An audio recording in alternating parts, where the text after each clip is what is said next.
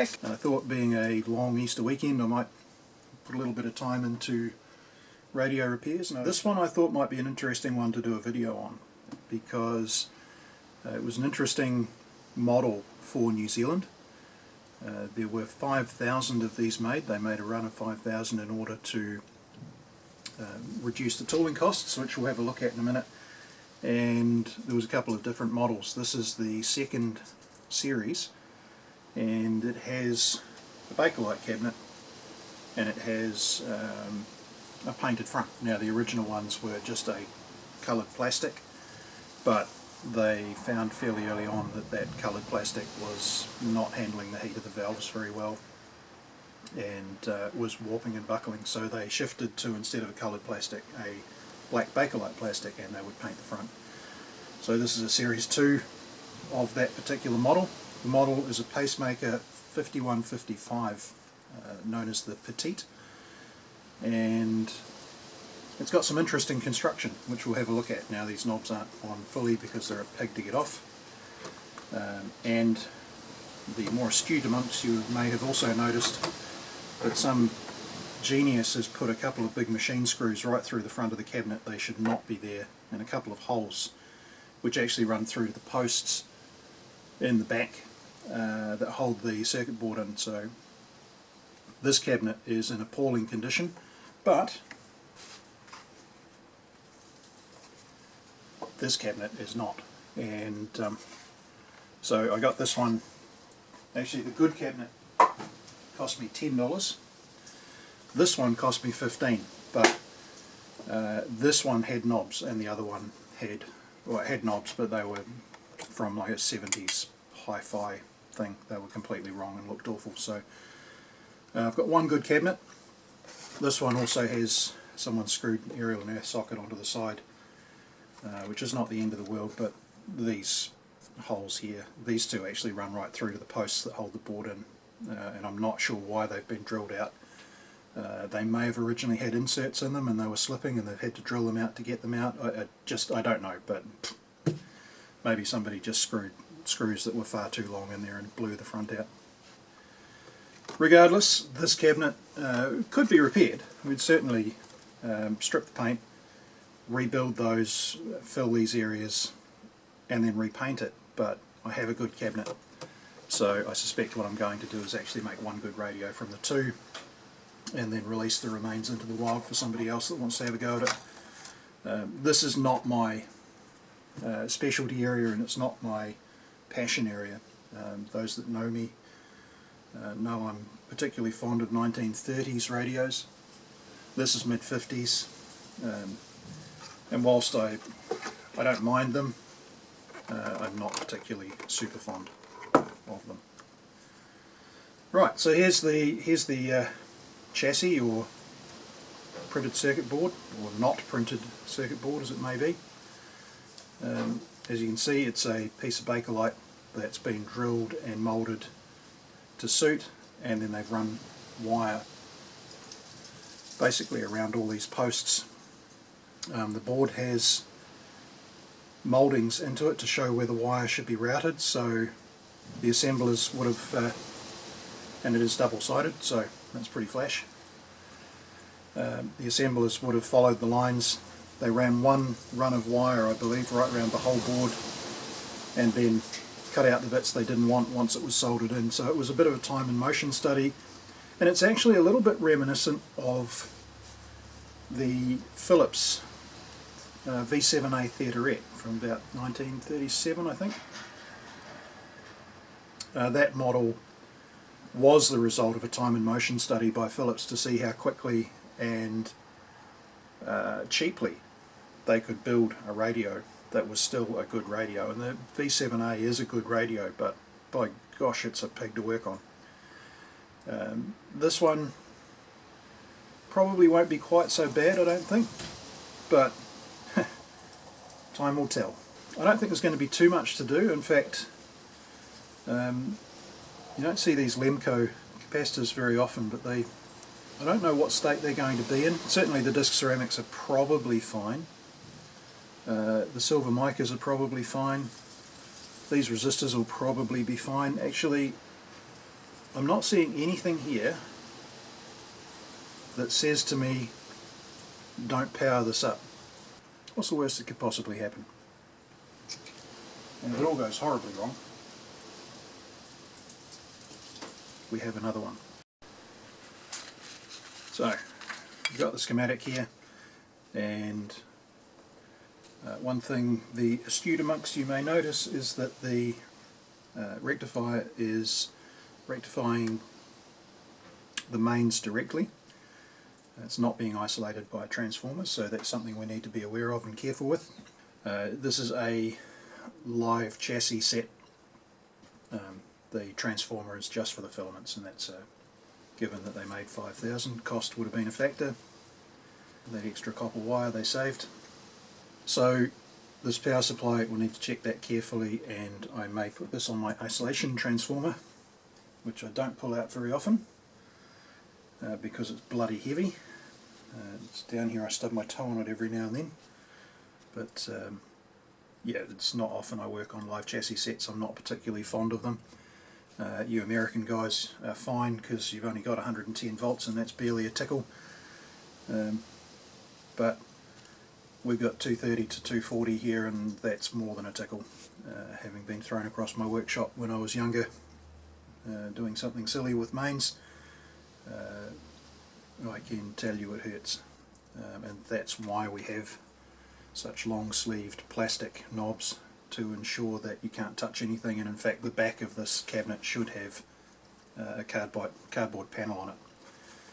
And apparently there was an outcry from people who were used to radios with all the call signs on the dial. These ones, there are a few stations around here. I believe the earlier ones may not have had quite so many, and people complained, and so apparently the cardboard back, which I've never seen on any one of these, they just seem to have deteriorated and gone. The cardboard back apparently had all the other stations printed on it. So yeah, interesting set, interesting design, and not something that we were really used to seeing here in New Zealand. But should be a fun one to work on, so let's get stuck in. I think we can probably, actually just looking at this, I'm pretty sure we'll have no problem in applying power to this. These caps will have to be replaced. These probably don't. They should be reasonably stable. The resistors generally don't have too many problems with these white body resistors. Like I said, silver micas will be fine. These two dog bones might need to be replaced. I'll check them. And yeah, as long as nothing's too horrendous, like this power cord, which we'll take out and replace with something temporarily, I think we can probably power this up and just see if it's going to burst into life. Now I was just looking for a power cord to throw onto this just temporarily, and I came across this, and I bought these from AliExpress a while back. It's a 10 amp 250 volt plug. It's a standard Australian New Zealand mains plug, and I bought them because they had a woven cord, and I thought they'll look reasonably nice on maybe later sets as a replacement cord. Typical IEC plug on this end. And so my theory was, buy these, cut this off, strip it back, use it. You have a look in here, there's copper in this conductor, and there's copper in this conductor, and this one's hollow, that's the earth. So this is 3 core mains with a 3-pin plug on it, but there's something to be very aware of. Things are not always what they seem. I'm going to use this here because it's handy and I pulled it out, but I just thought I'd use it to illustrate that you should always check, never assume what you're buying is what you're expecting to get. It has an earth pin here, it has a socket, and it even has 3 cores, but actually just beggars belief. I was absolutely gobsmacked. This insulation is pretty appalling as well. I would never use these. The plug's actually not compliant It doesn't have the shielding on the phase and neutral pins that it should have to meet modern safety standards in New Zealand. So if I was trying to go for a vintage look, I might use an old plug. If I'm doing repairs for someone else for a daily driver radio, then I'll use a new one. So there is no situation where I would use this. Right, so just be aware that this is a temporary setup. It's not how I intend to leave it. Now, just while we're looking at stuff here, date code, we've got a 14B7 speaker in here, and that would make it a 1957, which was 2 years after production started in 55. So given that this is a Series 2 cabinet, Bakelite, not plastic, I suspect that's probably right.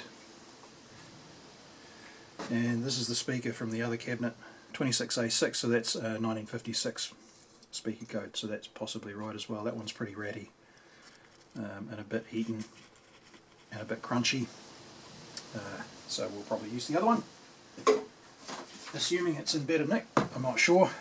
We're certainly going to need it for the terminals to the speaker. Don't put the knobs on because we're dealing with a live chassis. So, light bulb, and we're off. Okay, we are live.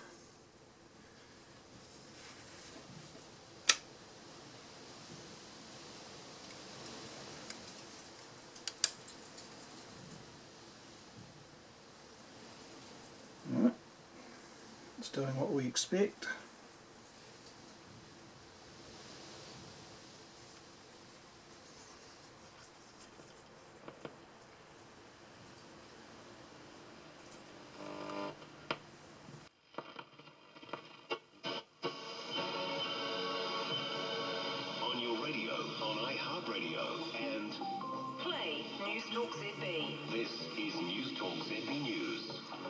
It's 12 o'clock. I'm Bruce Russell. A child seriously hurt in a boating incident near Dunedin remains in intensive care but is in a stable condition. Another child died when the boat they were in flipped at the Tyree River mouth yesterday. It's not the kind of news you want to hear when you first fire this baby up. Yeah, so it just works and actually sounds really good and worked really well. So I'm not expecting that this is going to be a terribly difficult repair, and I guess the video wasn't necessarily about a repair but more about documenting this particular model because it is an interesting piece. It's running quite well. We've barely got any glow coming through the bulb, so it's not drawing a great deal. So it would quite possibly be okay just to leave it as it is. I won't. I will replace the power supply capacitors and I'll replace those tubular caps because even though they look like more modern caps, they will be paper foil ones. Disc ceramics I'll leave, but at this point that's running pretty well. Coronavirus cases in total and 96,000. In central Queenstown, police are sent to the World Bar on Church Street just the family involved.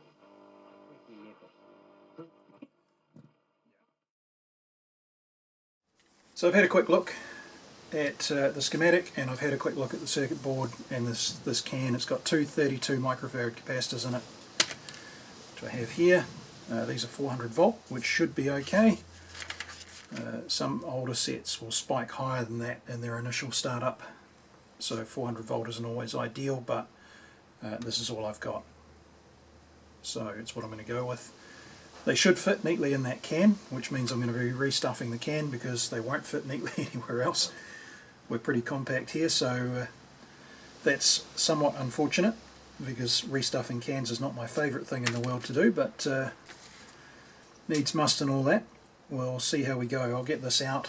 I've taken a couple of photos of the board just so that I don't lose connections, although I should be able to rebuild it from the schematic if I do. It's not going to be the easiest thing to get out of there, I don't think. But by nature of the construction of this set, nothing in here is going to be particularly easy. But it is what it is. Let's get stuck in. We'll see if we can get things off without causing too much damage.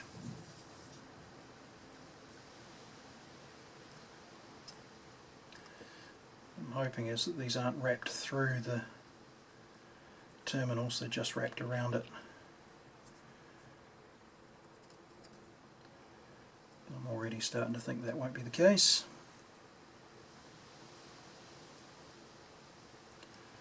No, that's securely locked on there. Oh dear, this isn't going to be fun.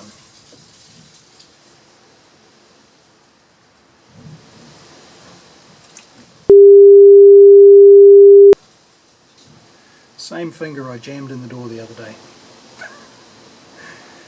Now I've got a nice little melt mark on the back of it.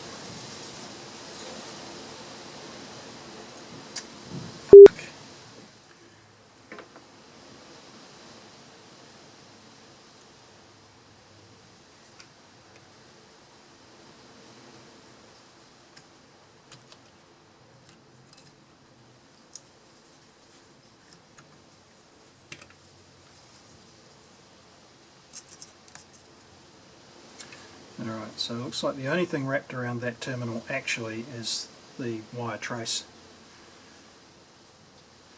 Now it's worth noting while we're here, you can see it, this wire trace runs up over a saddle here to keep it away from the other one, so they've actually been reasonably clever about this.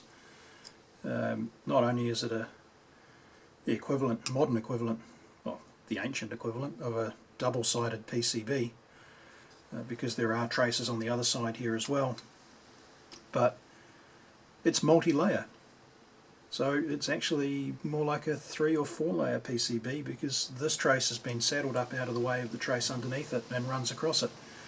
So yeah, modern thinking, well ahead of their time. Yep. Okay, so all of this stuff's now out of the way. I'm going to replace that 0.047, so that's a 0.05 or a 473. I'll replace that while I'm in here, because it will be a wax and paper cap, even though it looks different. Let's see if I can get the solder off this terminal and then unwrap that wire without having to cut it, otherwise I'm going to create problems.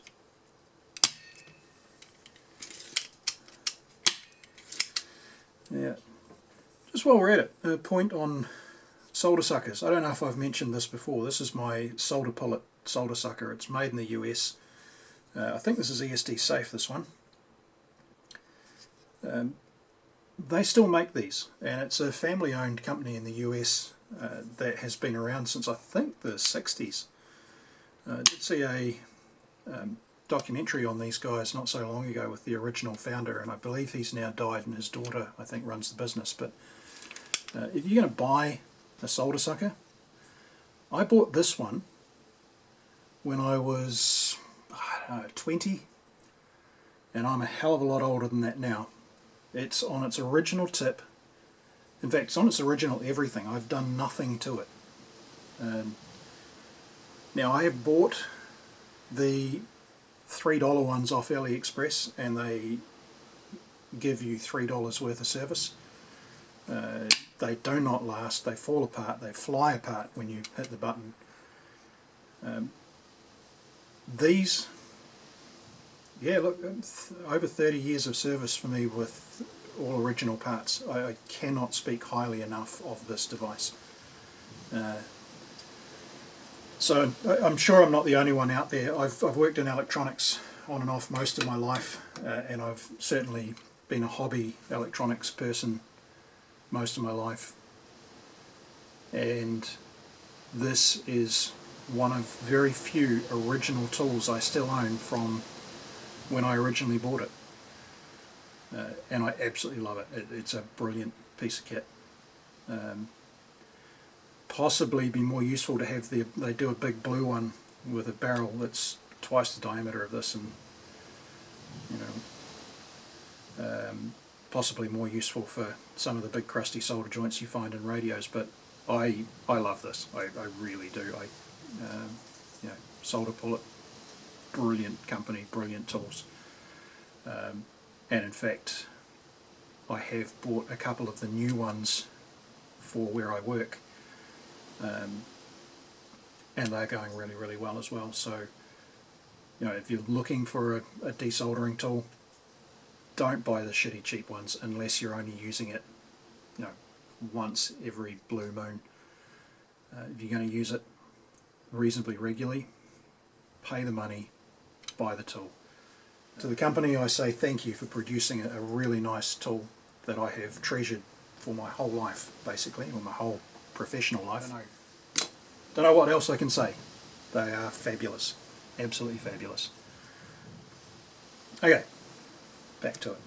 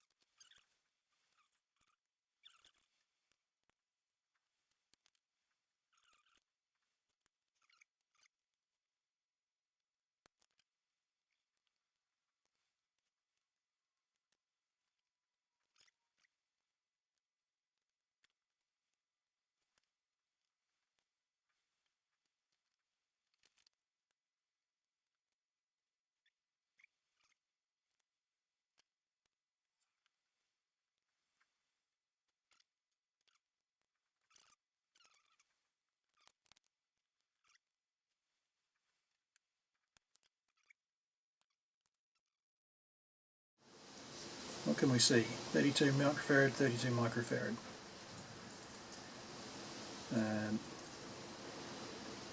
350 volt max working, 425 volt surge. So we're 400 volt working here. And it's October 1954. So that lines up. So what I need to do now is get this can open in such a way that I can close it again. Now, everyone has a method for this, depending who you are and what you're doing. My method is to just slowly work a fine screwdriver around and under this lip and slowly raise the lip up, and then I'll knock it back down again when I'm finished, and then just tap around here to close it up. Is it the right way to do it? No. Is it the wrong way? No. Your mileage may vary. I know some people will just cut the can here and then put some aluminium tape around it. I don't like the look of that, and I don't think it's very secure, so that's not for me. I don't have a lathe, otherwise I could probably part this off and do it neatly somehow, but again, you know, I don't have a lathe, so that's not going to work. So I am just going to get under here and just prise this up and try not to damage this finger any more than I have damaged it in the last couple of weeks. Normally you can get it started, and once you get it started you can just work your way around. It's not the easiest thing in the world, especially with these tiny cans, and I probably am risking life and limb, or at least finger. I spent some time up at the medical centre just recently because I was doing something like this with a screwdriver and put it straight through the palm of my hand, which wasn't pleasant. So We'll just see how we go.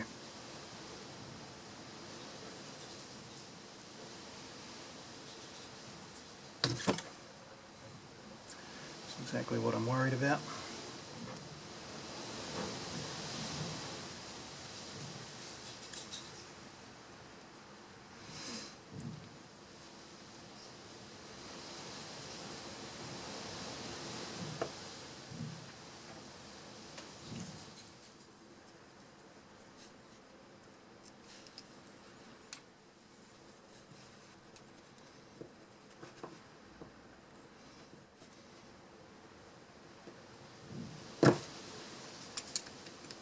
There's got to be a million better ways to do this.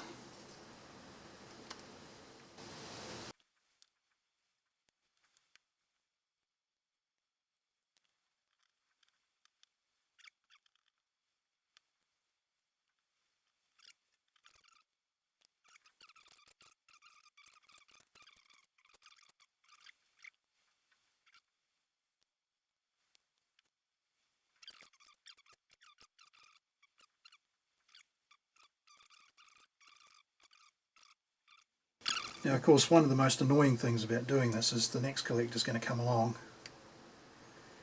see the original cap in there and tear it out. But it is what it is. So at this point what we need to do is get a rag handy.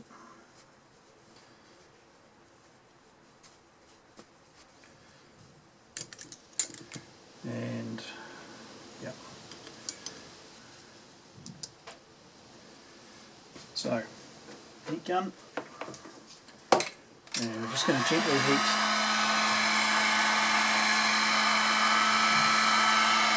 the pan, which will cause it to expand, but more importantly it will break loose any wax seal inside the can.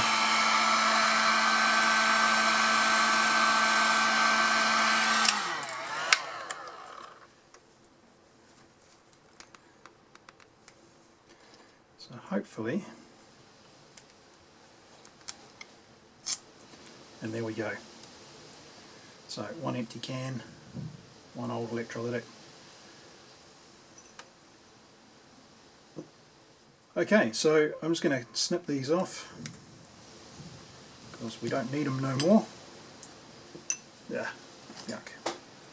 And he's in the bin.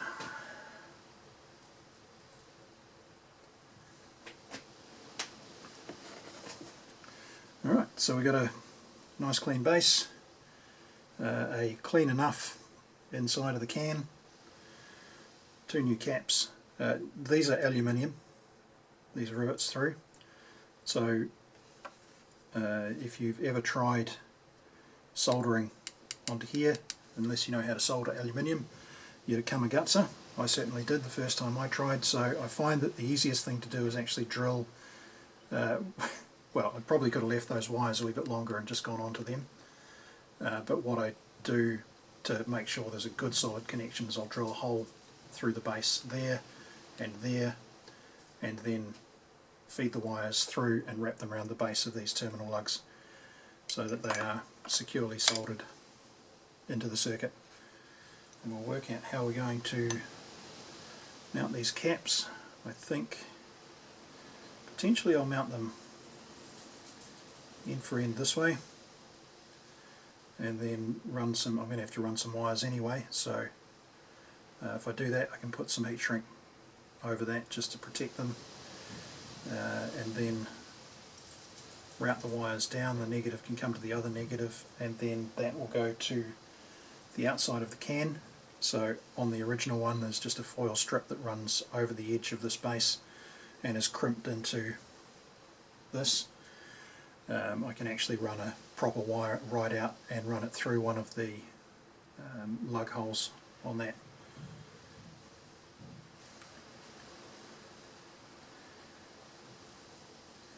So I think that's going to be the way it'll go.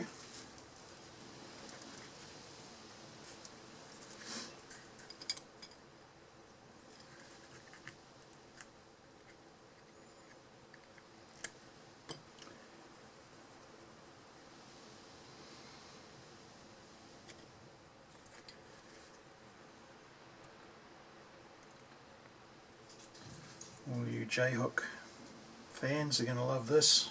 All you J-hook haters, look away now.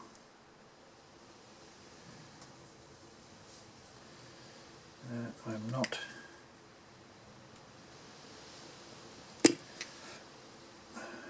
pigtailing these because this is actually mechanically more sound.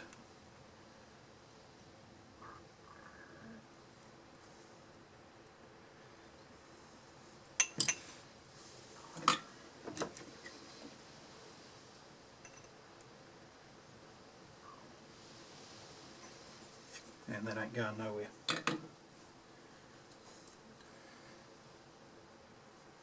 So we got that. And then I'll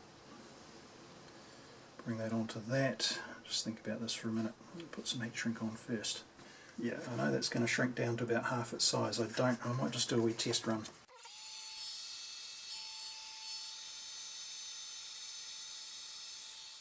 You know what, that is going to be more than adequate.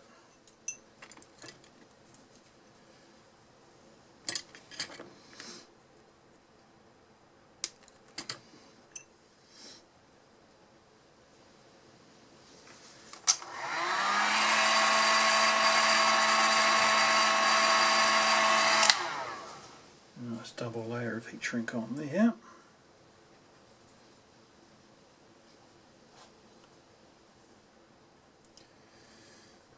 And run that down.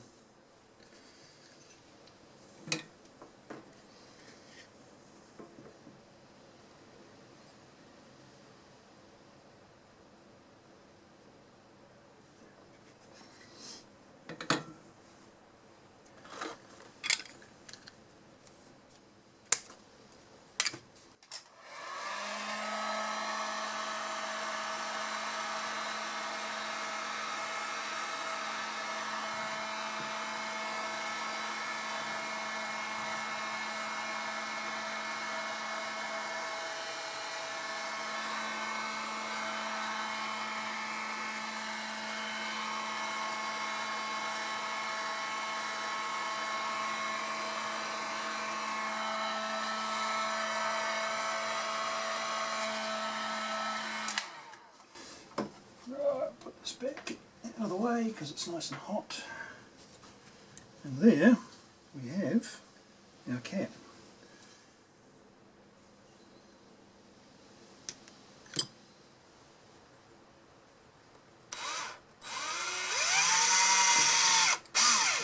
Draw through from this side rather than...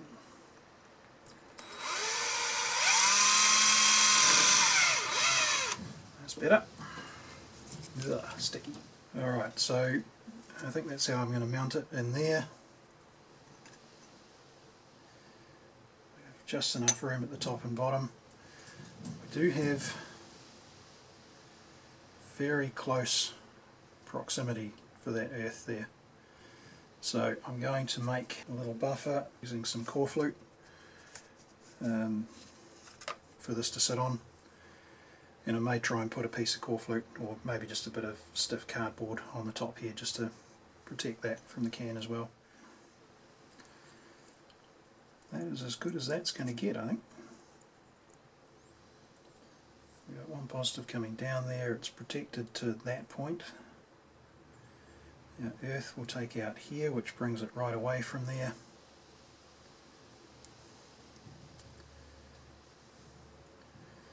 The other one comes down there, so no, that's good. It's all got separation.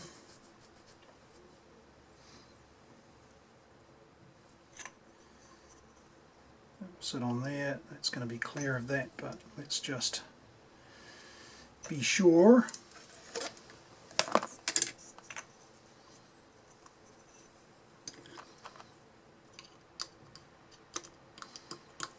Right. That's sitting neatly in the end. Now let's see if we can stuff it all in. Will it fit?